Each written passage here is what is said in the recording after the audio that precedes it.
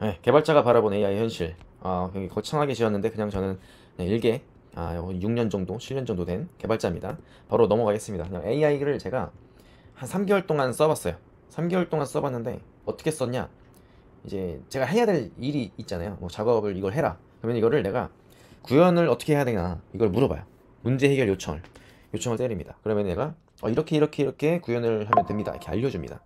이렇게 구현 방식을 알려주고요. 제가 그거를 이제 보고 이제 같이 구현을 해 나가다던가 아니면은 이제 버그가 나요. 앱에서 버그가 나면 이거 원인이 뭐냐 물어봐서 같이 해결을 하거나 뭐 이런 식으로 AI를 많이 활용을 했습니다. 그렇게 이제 제가 2개월, 3개월 동안 이제 AI를 이렇게 썼는데 뭐 챗GPT도 써보고 제미나도 써보고 클로드 써보고 다 써봤죠. 그러면서 이렇게만 좀 많이 썼어요. 근데 이거를 누가 뭐 가르쳐 주거나 한 것도 없죠. 사실 AI라고 해서 누가 뭐 전문가라고 칭할 수 있는 사람이 사실 얼마나 되겠습니까? 그리고 이거를 나한테 가르쳐 줄 사람이 어디 있겠어요? 그렇기 때문에 뭐 저도 막 찾아보지도 않았고 제가 그러다가 이제 이렇게 3개월이 흘렀고 근데 그 결과는 이제 이전 같은 경우는 이제 구글링을 겁나 했죠. 이제 뭐 이거 어떻게 해야 되는지 구글링 할 때 어떻게 하냐면은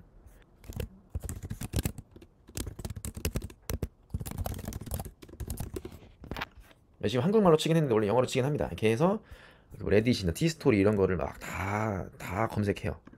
그 다음에 이제 막 보고 구현 방식 다 보고 이렇게 해야 되는구나 대충 해보고 이제 구현해보고 그 다음에 안 되네 다시 또 찾아보고 이런 식으로 이제 했죠.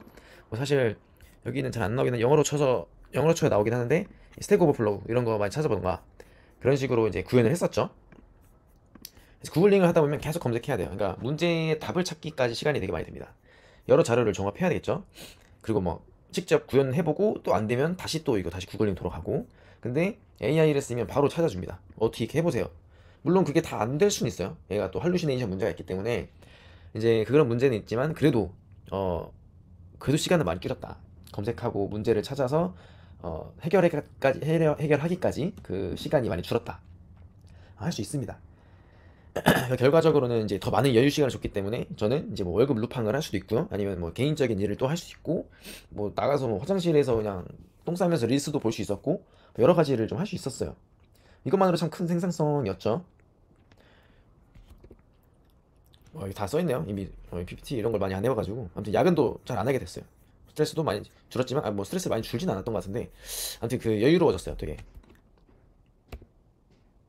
근데 이게 저뿐만 아니라, 저 같은 개발자뿐만 아니라, 많은 직종에서 저희같이 이제 지식을 활용해서 이제 일을 해야 되는 모든 직종들에게 AI는 이런 좀 생산성을 많이 줄 것 같아요.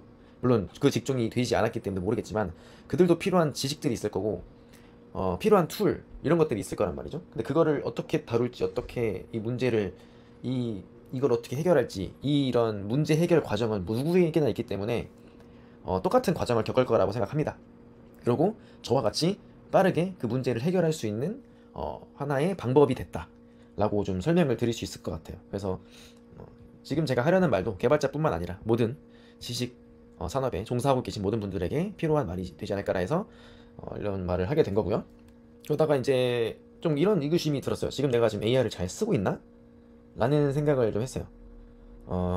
그러다가 이제 그래서 그런 걸 좀 많이 찾았어. AI를 뭐 잘 쓰는 방법 뭐 이런 거라든지 뭐 프롬프팅을 어떻게 해야 되나 이런 거를 막 찾다가 이런 말을 좀 찾았거든요. 개발자 역할은 AI 군단을 관리하고 설계하는 관리자이다. 이 말이 조금 좀 많이 와닿았었습니다. 저는 지금까지는 이제 AI가 이 조언을 구할 선생님을 생각했습니다. 이제 같이 이거 어떻게 해요? 물어보고 이거 이렇게 해 하면은 네 이렇게 해볼게요. 안 되는데요? 이렇게 해봐. 예 해볼게요. 되네요. 이런 식으로 선생님 혹은 선배님으로 이제 생각했죠. 근데 이거를 함께 문제하는 파트너라고 생각했는데 이러다 보니까 이 생산성이 좀 늘긴 했지만 거기까지예요. 더 이상 늘진 않아요.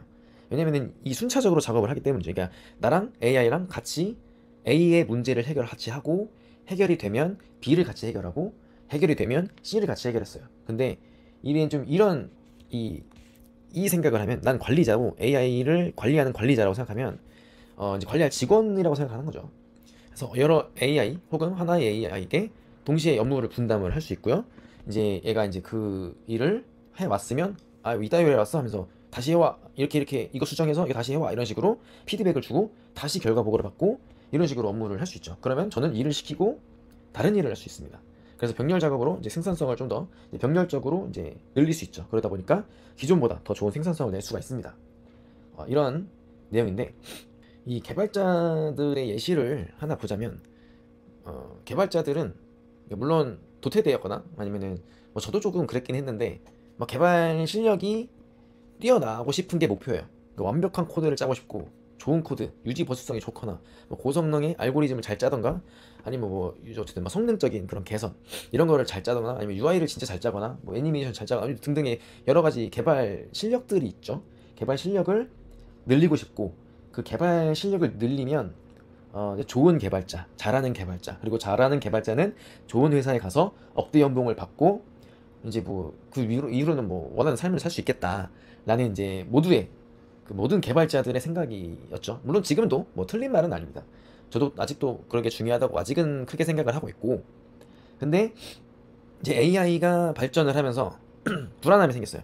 AI가 처음에는 뭐 그래봤자 내가 더 잘해였는데 어느 순간 나보다 잘하는구나를 다 인정하게 됐어요. 뭐 저도 그렇지만 뭐 저기 네카라쿠베 뭐 토스 등 뭐 아니면 구글에 있던 애플에 있던 그 개발자들보다 AI가 더 잘해. 결국은 그거를 이제 인정하게 되는 시점에 왔어요. 그러다 보니까 그럼 나는 당연히 대체될 수 있는 거 아닌가? 이런 일자리 위협에 대한 걱정이 됐죠. 뭐 지금은 아니지만 미래에 대한, 뭐 지금은 사실 그래도 개발자가 필요해. 개발자가 있어야 AI를 써서 개발할 수 있지, 지금은 비개발자가 AI를 써서 이런 완벽한 서비스를 만들어내지 못하는 건 팩트이기 때문에 지금은 괜찮지만 미래에, 먼 미래에 이게 만약 가능해졌다면 내가 개발자로서 내는 밥 벌어먹고 살 수 있나? 라는 그런 불확실성이 생기죠. 그리고 막 지금 내가 이렇게 공부를 열심히 하는 게 의미가 있나라는 생각도 많이 들어요. 공부를 많이 하는 게 이게 시간 대비 효율이 미래에 있을까라는 고민도 많이 됩니다. 그리고 이제 회사에서도 이제 개발자 많이 줄일 거고, 이것도 이제 사실 개발자뿐만 아니라 모든 지식 노동자들의 공통점이겠죠. 내보다 결국은 AI가 더 똑똑하고 더 잘할 텐데 나는 뭐 해먹고 살지? 라는 고민들은 다 할 거예요. 근데 이거는 좀 달리 해야 돼요. 관리자로서의 역할로 전환을 해야 된다. 결국은 내가 AI에게 이거를 잘 시키는 게, 관리자라는 게 사실 그렇잖아요. 지금 기존의 관리자들도 뭐 직원 10명이 있다면 직원 10명에게 어떻게 업무를 잘 배분시키고 어떻게 시키고, 이 업무를 잘 못해왔을 때 어떻게 피드백을 주고, 잘해왔을 때 어떻게 보상은 필요 없나? 아무튼 그렇게 보상을 주고, 이런 것들이 이제 하나의 관리자의 역할이잖아요. 그 능력이 필요해졌다. AI를 다루기 위해서. 그래서 프로젝트의 총괄 관리를 하는 거죠. 그러니까 예를 들자면 순차적으로 이제 기존 같은 경우는 A를 같이 해결하고, 끝나면 B 같이 해결하고, 끝나면 C 같이 해결해서 A, B, C, D가 끝났다면, 지금 같은 경우는 A를 시키고 B 시키고 C 시켜요. 그 다음에 기다려. 나는 뭐 딴 일 하고 뭐 일단은 똥 한번 싸고 와. 그러면 A가 작업 끝났어, 다 했대, 했더니 뭐 개똥같이 했어. 그러면은 버커 피드백을 줍니다. 이거는 이 부분에서 이렇게 수정이 돼야 된다, 이거는 이렇게 해야 된다. 이런 피드백을 주면 다시 A가 일을 하러 갑니다. 그리고 나는 또 다른 일을 하고, B 오면 똑같은 짓을 또 해야죠. 뭐 C, 그러니까 만약에 한 번에 잘했으면 뭐 칭찬 한번 해줘도 되고요. 그러니까 이런 식으로 중간 보고를 받고 수정 방안 제시하고 다시 시키고 다시 결과물 확인하고, 이런 입장이 되는 거예요. 사실 근데 이게 잘 되려면 프롬프팅을 잘 해야 됩니다. 그래서 프롬프팅은 사실 저도 잘 못하고, 근데 이제 막 조금 저도 막 이것저것 찾아보면서 많이 노력하고 있는데, 뭐 이런 부분도 제가 공부하고 어떤 결과들이 있었는지도 같이 공유하면 좋을 것 같긴 해요. 그래서 그거 나중에 영상으로 한번 만들어 보도록 하겠습니다. 프롬프팅을 잘하면은 이게 결국은 그 작업의 결과물의 완성도가 높아집니다. 야, 내가 어떻게 지시를 했냐에 따라서 개떡같이 시키면 개떡같이 해오고, 잘 시키면 잘 해오는 게 좀 AI를 활용하는 방법이지 않을까라고 생각을 합니다. 자, 결론은 이제 AI 시대의 이제 개발자 또는 지식 노동자들은 기술을 쓰는 사람이지만, 지금은 기술을 쓰는 사람이지만, 결국은 방향성은 AI라는 어떤 한 팀을 만들어서 그 팀장이 되어야 된다. 그리고 그 방향성으로 나 스스로 좀 발전을 해야겠다라고 좀 생각을 했습니다. 여러분들은 지금 제 말에 어떻게 생각하시는지도 좀 궁금하고요.